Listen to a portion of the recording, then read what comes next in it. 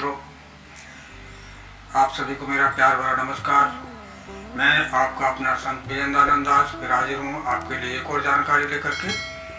दोस्तों, आज हम बात करेंगे मौसम बदल रहा है, बदलते हुए मौसम से हम कैसे बच सकते हैं और कैसे सर्दी जुकाम खांसी को जल्दी से जल्दी ठीक कर सकते हैं। हर व्यक्ति को बदलते हुए मौसम में सर्दी जुकाम खांसी होता ही होता है।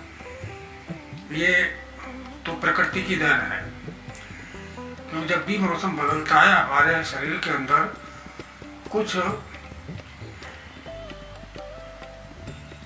खराब अवशेष जो जमा हो जाते हैं, जिसको हम विषैले तत्व भी कह सकते हैं, वो शरीर बाहर फेंकने की कोशिश करता है।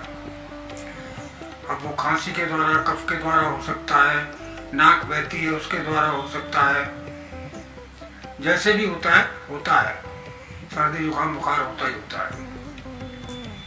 तो आज मैं बहुत ही साधारण सी एक बात बताने वाला हूँ आपको, और जो किसी को भी नुकसान करने वाली नहीं है।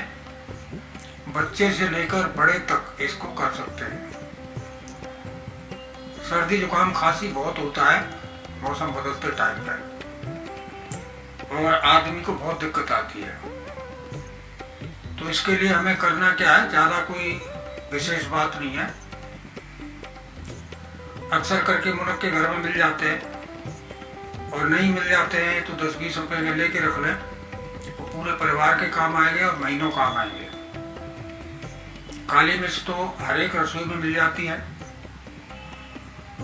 काली मिर्च का बारीक पाउडर बना लें, और एक तरफ बीज निकाल के मुनक्कों की चटनी सी बनाएं, और उसमें इतनी काली मिर्च मिला लें, घोट घोट करके ऐसा तैयार हो जाए कि गोलियां बन जाए। तो चने के बराबर गोलियां बना लें और उनको रख लें। अगर आपको खांसी हो रही है, जुकाम हो रहा है, गले में खराश हो रही है, तो उसके लिए 2 गोली मुंह में डाल के चूसते रहे, पानी ना पिए। दिन में 3-4 बार चूस लें। बच्चा है तो 1 गोली चूस लें।